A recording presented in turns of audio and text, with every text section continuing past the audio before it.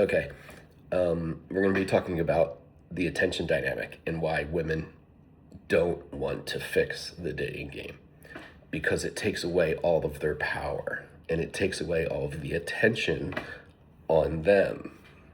So, in the attention dynamic, Bumble tried. They gave you every out and every opportunity to do the right thing, and you literally chose to do the wrong thing, and you literally manipulated.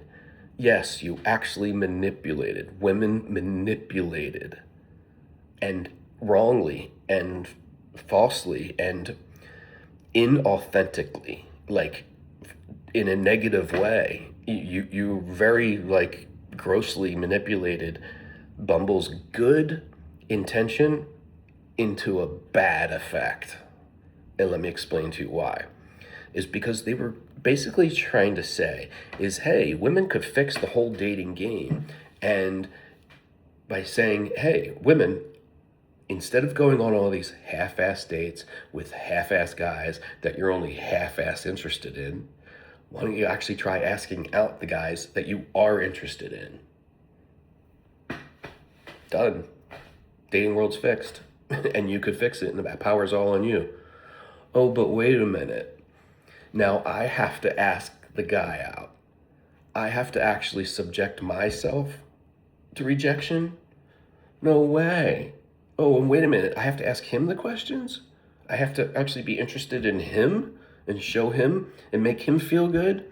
Like, I actually have to, like, make the guy, like, feel that I'm interested in him? Well, I can't do that. Like, that takes away my attention dynamic. All the attention's on me normally in dating. Like, they're always courting me.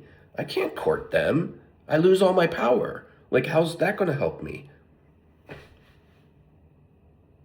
Really? Really? That's what you did. That's what you did. You threw away your power to fix the whole dating scene and problem of you asking that guy out. And do you think men are really going to make you pay? It's such a cheap, pathetic excuse that you use to say that I'm not going to ask guys out because, well, then I would have to pay. I'm going to go out on a limb here and I'm going to do the study. Anybody that wants to come in here, I'm willing to pay for 100 dates. Women have to go out and ask out a true random man that they like, that they think is attractive, the way they see him in a bar or whether it's in a grocery store and they like his style from head to toe. You don't know much about his personality. That's the whole thing of it here. You don't know, because I don't want you to know anything about his personality. And I'm willing to prove with my money that if you ask out 100 men, you won't even get 10 that make you pay for the date, that don't like you. Yep, I just said it. I just said that if women asked out men and men rejected them and didn't want to go on a second date with them, didn't like them, men are never going to make you pay for the date and be rejected. They're going to mentally hurt you and reject you and make you pay. That's fucking shitty as hell. Like, I would feel fucking disgusting if I made somebody fucking pay and I rejected them. How fucking mean are you? Like, how gross and disgusting are you that you not only like are making this dude pay, but then you're gonna be like, oh, sorry, just wasn't interested in you. Sorry you took that chance, and sorry that you were willing to pay and take a long shot at me to go on a dinner or whatever. And then look at the statistics. When they've asked how many women have gone on dates that they knew they weren't interested in, and they just did it for the free dinner or to the free concert or to the free, movie or comedy show or some comedian that they wanted to go see or something like that, because the guy had a good presentation. He had a good, event, a cool event, a fun event that you wanted to go to, and that he paid for it. And then you're just going to purposely go when you know half-assed you're not interested in a half-assed guy that you have half-assed any sort of, interest in it at all. You could solve all of this by 100% asking out the guys you do like. But yeah, you're not, because you would have to give up the attention dynamic. And you would have to also risk rejection. So there's the two things. It's like, for one, you'd have to give up the attention dynamic, and you don't. You don't even have to give up the attention dynamic. You all are just that selfish. You're that selfish. You can't even give up half of the attention dynamic. You're not even willing to go 50-50 on even the attention dynamic, let alone the payment money 50-50. What I mean by the 50-50 on the attention dynamic is you actually asking the guy a few questions. You actually showing some interest in the guy. Like, could you like even remotely, maybe once or twice, make the man feel good? Could you like even remotely like ask the guy about things about himself and be interested in his things? Like, I'm giving you the credit that you're smart enough and you are educated and you have enough life experienced women. I'm giving you this credit that when a guy is sitting there and just giving you all of the questions and asking about you and making you feel good, and he's just waiting for you to ask something about me. I know I know you feel it, but you just won't do it because you don't want to accidentally lose control of the attention dynamic and have it flip on you. You can't possibly let the guy know that you're interested in him. I mean, like, what good does that do you? That doesn't do you any good. You actually lose the attention dynamic. And then the rejection, oh my God. Well, why would I ever risk rejection? I don't have to. The way I was raised.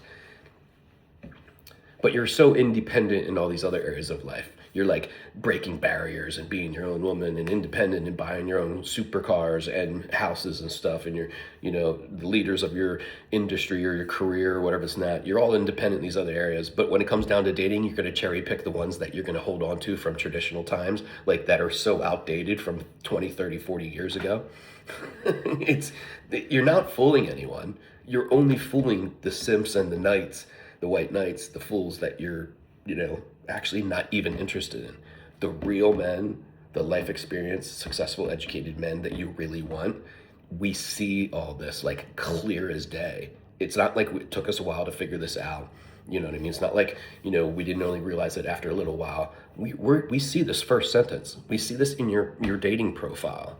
Like your dating profile even says, I want somebody that spoils me, only has to be 6 foot. Oh, or only date 6 figures, or all these other sorts of things. And like, if you can't, date me or love me at my worst, you can't, date me at my best. All that means is that you want an excuse to be shitty and not be held accountable for when you're being shitty. You're saying that you still want to be accepted when you're shitty. Well, yeah, we still accept you when you're shitty, but that doesn't mean we're not going to hold you accountable and tell you you're wrong. It doesn't mean we're going to tell you you're right when you're being shitty, but you just don't want your feelings hurt. That's part of life. You have to have your feelings hurt. You cannot be right all the time, and you aren't the best. And if you are the best in the relationship, how come you're not the one earning all the money? How come you're not earning all the money? How come you're not, carrying all the weight? And how come you're not paying for everything for me? How come you're not, buying all of my products and, having me under your thumb? Oh, well, I'm under his thumb, he makes all the money and I live in his house and stuff like that.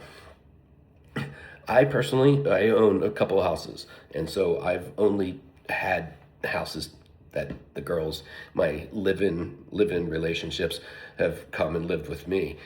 I've never dated a woman that owns her own house. I mean, I would love to. I mean, that would be fucking great. I could rent my whole place out and I would live at her fucking place and offer some money. That's just me, it's just how I was raised, But, just to quick tidy up this video and pull it together, talking about how I was raised.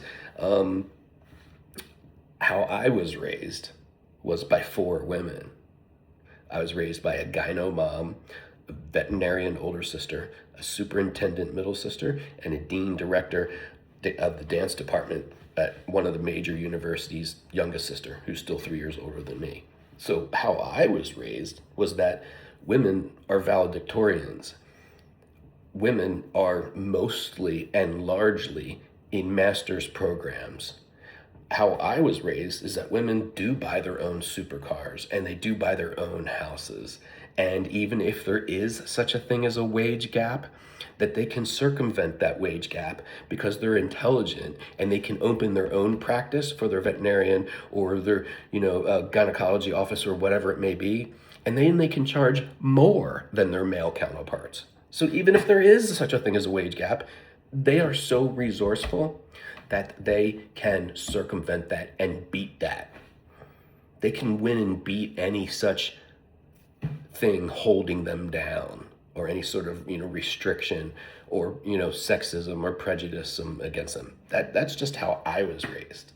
So I was raised that the average woman, 4 of them, all of them, are badasses and are highly educated and highly successful and own all their own shit and open their own practices. That's just how I was raised. I'm sorry, I don't know about all these other girls going out there. So it's really hard for me to date because there's barely any of you.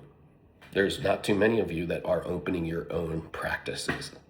I don't know too many of you that are owning your own homes where I can move in with you. I'm having a really hard time dating in that because that's how I was raised. But cheers, something to think about.